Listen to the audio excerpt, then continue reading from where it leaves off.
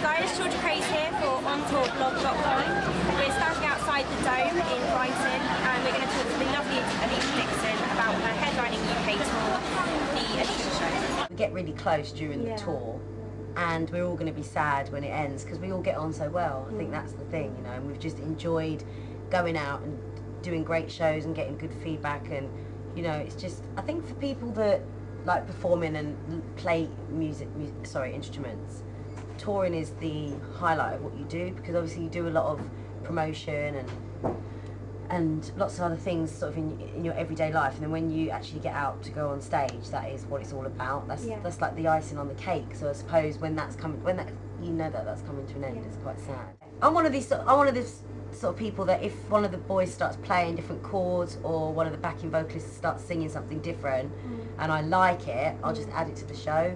So I don't think we've had one show where it's been the same. Like every show has been different, which keeps it fun for us as well, because then we've got something new to try each night. Basically being on the road with all the boys has been, I suppose, what's been one of the most fun parts about it. Obviously I love girls, but there's something cool about being the only girl.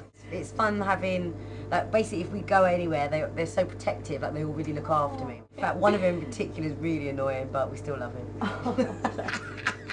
She's my tour manager's dog, but she's the loveliest little thing, and she's been with us on the whole tour, and she's kept me company. But everyone thinks she's my dog because she does sort of look like she belongs to a girl, but she belongs to two grown men. She ran out one night when Nicole was singing. Oh, did she? Yeah, when one of my support acts, and all the crowd just went crazy for her. And, and Nicole said, "Oh, can we have her come out every night?" Because I got such a good reaction when she came out. But I wouldn't bring her out when I'm on stage, just because her little ears, and it's not, you know, it's not really fair. Yeah. So we interviewed a couple of little girls who were saying cute little 7-year-olds, and they had a couple of questions for you. Really sweet. One of them was, how do you make your hair so shiny?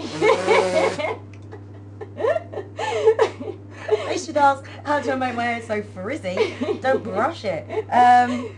Oh, so shiny. Well, when I do, I use lots of hair pieces when I do the actual show, because my hair's really curly and I can't be bothered to straighten it every night. Because I can straighten my hair and add things to it, but when I start sweating, it will go back curly. So I just normally put it in a ponytail, and I put like a hair piece in, and you know, a bit of gel, a bit of hairspray, and I'm good to go. Do you make up your own dances, or do you have a choreographer? We have our own choreographer called Priscilla, who comes in and basically oversees the whole show.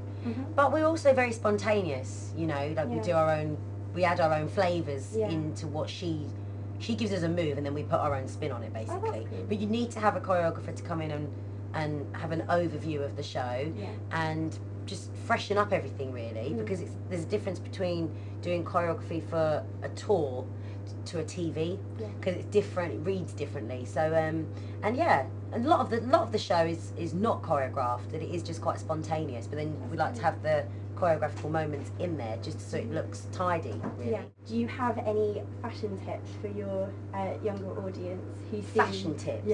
I think what you told me about, you know, girls customising is the best fashion tip, because I think a lot of young girls feel pressure to look a certain way when they read magazines, and they think, oh, I'd love to have that dress, I'd love to have that top, but the reality is not everybody can afford to do that.